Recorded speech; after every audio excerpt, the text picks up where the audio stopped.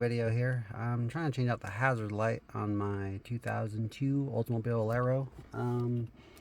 It popped out and it broke. The one above is the old, the one on bottom is the new.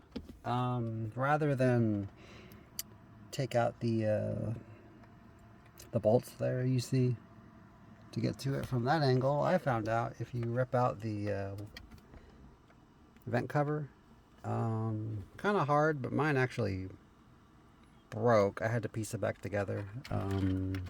Just a little reference in case yours breaks too. That's how it's supposed to look.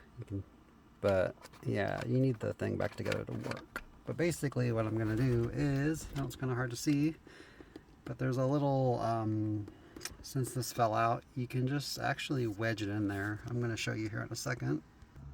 I snapped the new one in, so all I'm gonna do is squeeze it back there try to just wiggle it in there. There's a little slot it goes in.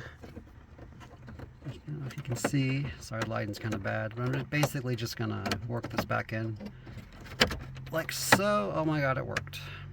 And yeah, it just kind of snaps in. Mine broke. I don't know what the snappy part is, but when you would push it, it would actually just go all the way back and fall in.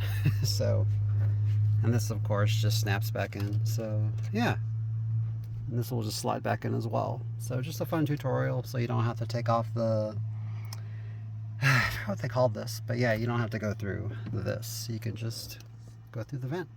A lot easier, and it's honestly an excuse to clean your vent. So but yeah, just a fun tip.